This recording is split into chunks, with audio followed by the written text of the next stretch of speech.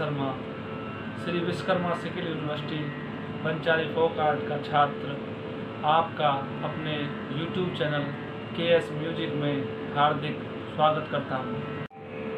दोस्तों, संगीत एक ऐसी कला है जो हमारे सभी दुख दर्दों को हमसे दूर कर देती है और संगीत सीखना सभी चाहते हैं, क्योंकि आज संगीत हमारे जीवन का एक आधार बन गया है।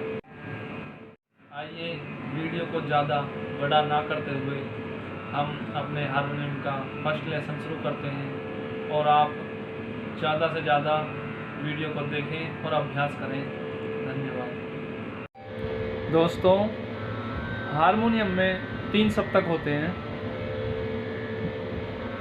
पहला सप्तक जो हमारा होता है उसे हम बोलते हैं मंद्र सप्तक। मंद्र सप्तक में 12 स्वर होते हैं।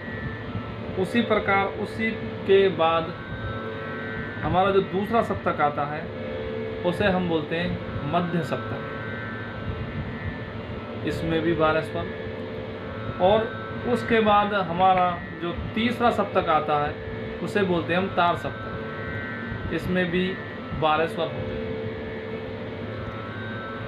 मंद्र सप्तक की आवाज़ थोड़ी मोटी और धीमी होती है। उसके बाद मध्य सप्तक की आवाज़ मंद्र सप्तक से ज़्यादा होती है और सबसे ज़्यादा आवाज़ तार सप्तक की होती है। ज़्यादातर सभी गाने वाले ज़्यादातर इस मध्य सप्तक का प्रयोग करते हैं। आइए मैं आपको बताना चाहूँगा कि हारमोनियम में कौन कौन से स्वर कहाँ पे हैं, किस स्थान पे हैं। आइए, ये जो आप मेरी उंगली देख रहे हैं इसे हम, ये सा है। इसके बाद रे, गा, मा, पा, धा, नी, सा। दोस्तों, सा तो हम अपने गले की क्षमता अनुसार किसी को भी मान सकते हैं, किसी भी स्वर को। इसको मैं आपको पीछे बताऊंगा। पहले हम यहाँ पर आते हैं, इसी बात पर आते हैं कि ये जो ये सा है, सा रे गा मा पा धा नी सा, एक सप्तक में टोटल स्वर 12 होते हैं। इन 12 स्वरों में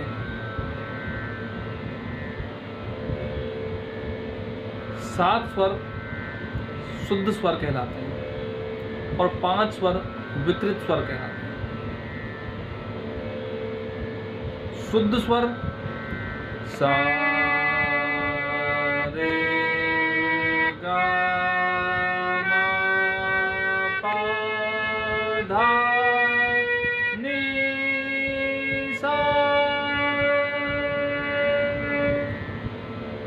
और जो विकृत स्वर है, विकृत स्वर से मेरा जो अर्थ है, विकृत स्वर वो स्वर होते हैं जो अपने निश्चित स्थान से हट जाते हैं।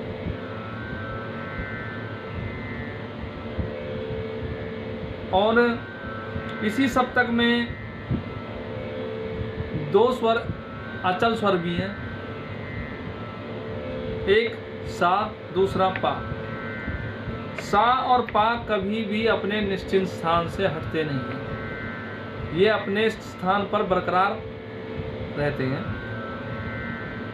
दोस्तों, विकृत स्वर जैसा कि मैंने आपको बताया कि जो अपने निश्चित स्थान से हट जाते हैं, इसमें रे, गा, मा, धा, नी।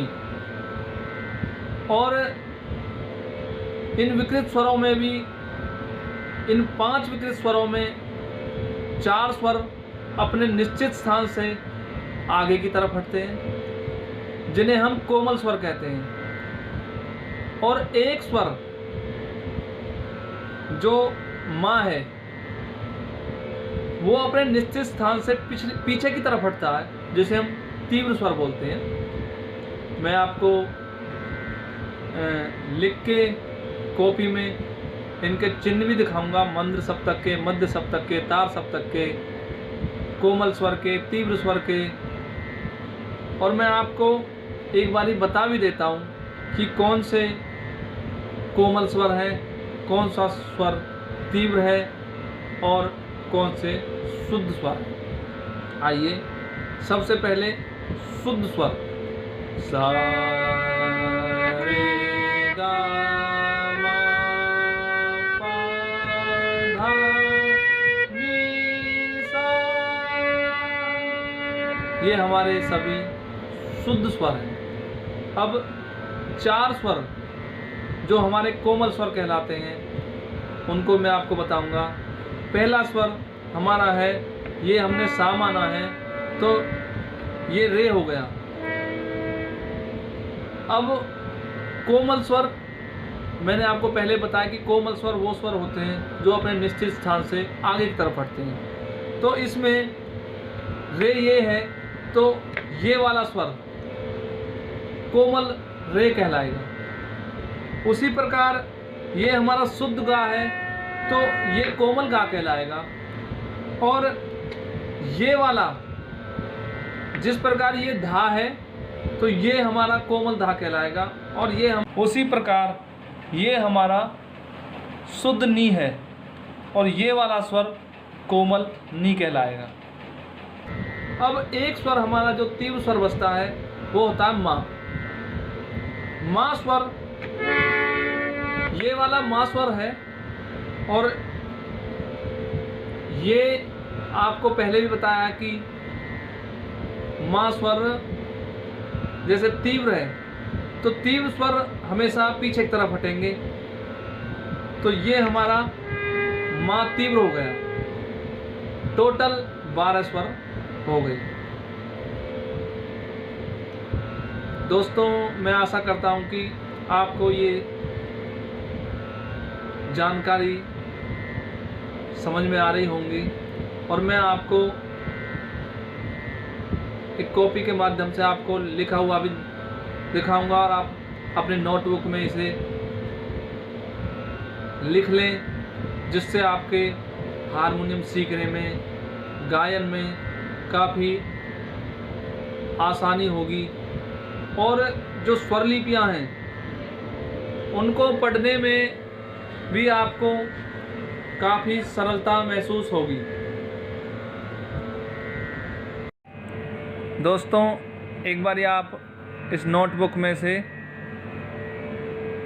ये नोट कर लें, ये बहुत ही ज़रूरी हैं। कुछ संगीत विद्वानों ने कुछ चिन्ह निश्चित किए हैं जिनसे आप सरलता से किसी भी गाने की स्वरलिपि को आसानी से पढ़ सकते हैं, संगीत में महारत प्राप्त कर सकते हैं। जैसा कि आप देख पा रहे हो, सबसे ऊपर शुद्ध स्वर जिसमें कोई चिन्ह नहीं होता। उसके बाद मंद्र सप्तक में एक बिंदु होती है, वो नीचे की तरफ मंद्र सप्तक में जहाँ भी आपको दिख रही होंगी बिंदु हैं, वो सभी मंद्र सप्तक। मध्य सप्तक में कोई बिंदु नहीं होता। तार सप्तक में जो बिंदु होता है वो स्वर के ऊपर आपको दिख रहा होगा, तार सप्तक में। मंद्र सप्तक में नीचे की तरफ और तार सप्तक में ऊपर। कोमल स्वर में आप देख रहे होंगे चिन्ह, एक नीचे एक लाइन दिख रही होगी आपको, रे गा धानी। ये जो चिन्ह होता है ये चिन्ह कोमल स्वर का होता है। और तीव्र स्वर, जैसा कि आपको पता है कि माँ तीव्र स्वर होता है, उसमें एक लाइन खींची हुई होती है, आपको दिख रही होगी। ये हमारा तीव्र स्वर कहलाता है और यही इसका चिन्ह है। दोस्तों, मैं आशा करता हूँ कि आपको मेरी ये सभी बातें समझ में आ रही होंगी और आप इन सभी बातों को फॉलो करो। मैं आपको अपनी अगली वीडियो में कुछ किसी भजन या किसी गाने से आपको अवगत कराऊंगा और संगीत की छोटी छोटी बारीकियों से मैं आपको ज़रूर अवगत कराऊंगा, जिससे आप